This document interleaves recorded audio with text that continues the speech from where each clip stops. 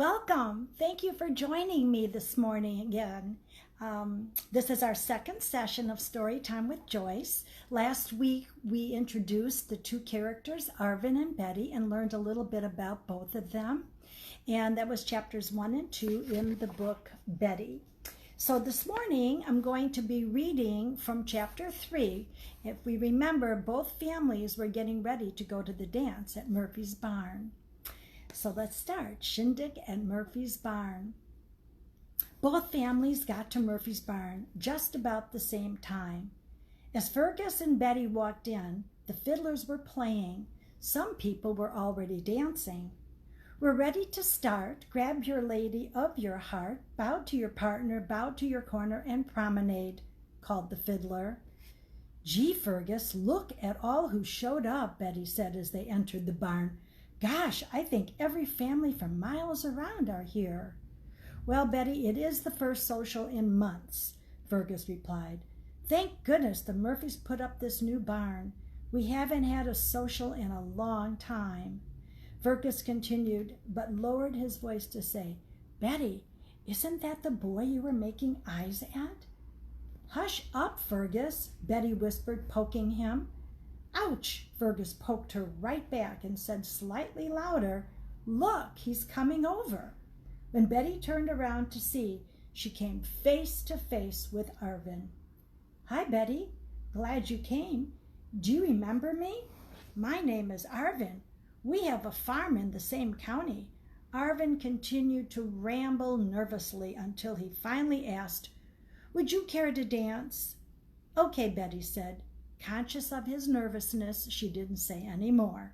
She was a bit nervous herself. Arvin took her hand, and they joined the circle of dancers. Forward and back, do-si-do, and circle right or left. Swing your partner on your right, back home now. Swing your partner on your left, back home now, called the fiddler. Betty and Arvin started feeling more relaxed with each other, and it showed on their smiling faces. They danced every set and were having fun, but both were glad when they heard the announcement. Wow, good set. Fiddlers and I are taking a rest now. Folks, do the same. Set a spell and get some of Annabelle Murphy's mighty good punch and cookies. We'll be back for another round of dancing in a spell. As the fiddlers were leaving the front of the barn, Arvin leaned over and asked, Betty, do you want some punch? That would be nice, Betty responded and asked, I was wondering, how'd you know my name? Feeling a little embarrassed, he answered, I saw you at the general store last week and asked the clerk. I saw you too. I wondered who you were, but was too shy to ask the clerk, Betty said. I'm glad I wasn't. The clerk also told me that your family has a farm over the hill from ours. Is it a big farm? Arvin asked quickly. No, just chickens, a couple of plow horses, and 2 cows. Big enough, I suppose. Betty said, and then continued asking, How about you? Is your farm big? Yes, big enough. Sometimes I feel it is too big.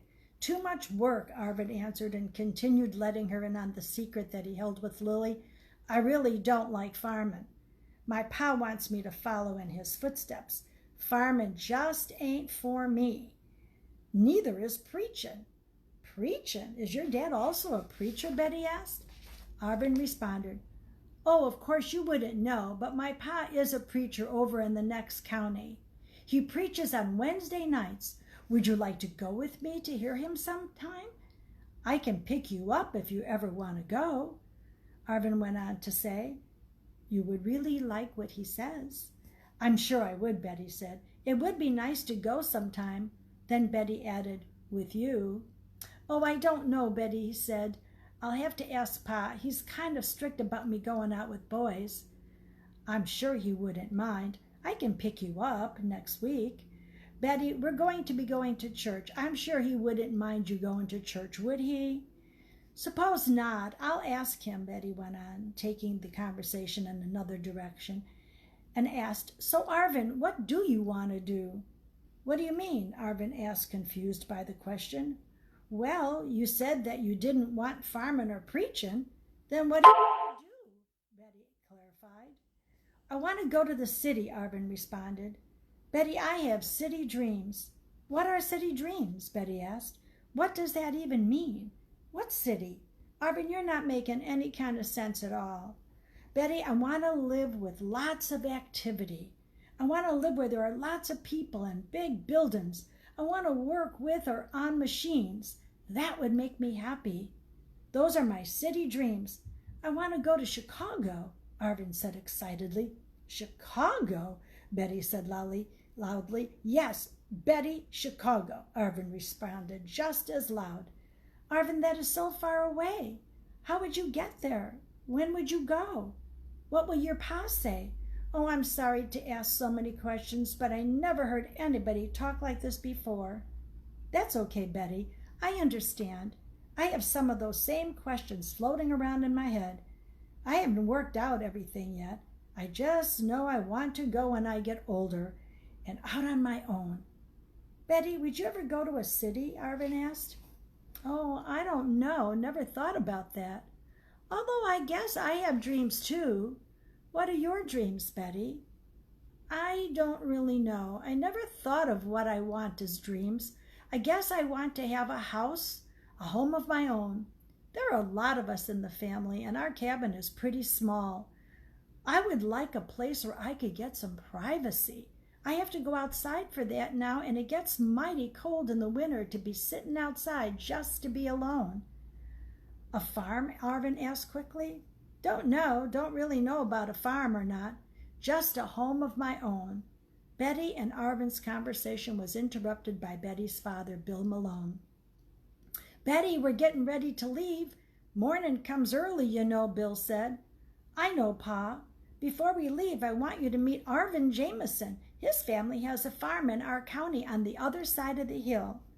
Bill extended his hand out, and Arvin met his. Nice to meet you, Mr. Jameson, Bill said while shaking his hand. Nice to meet you, Mr. Malone. May I call on your daughter next week? Arvin asked. Well, Mr. Jameson, we'll have to see about that, Bill replied with reluctance. My dad's preacher over in the next county in a little white church.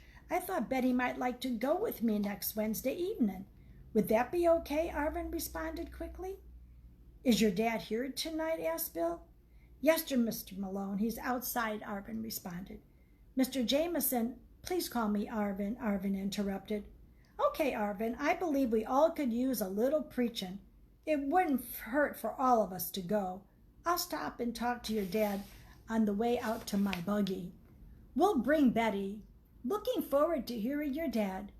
Good night, Mr. Malone, Arvin replied excitedly. Good night, Arvin. Nice meeting you. See you next week. Good night, Betty. It was fun dancing with you, and it was sure nice talking to you tonight. We'll be looking forward to seeing you next week, Arvin said excitedly.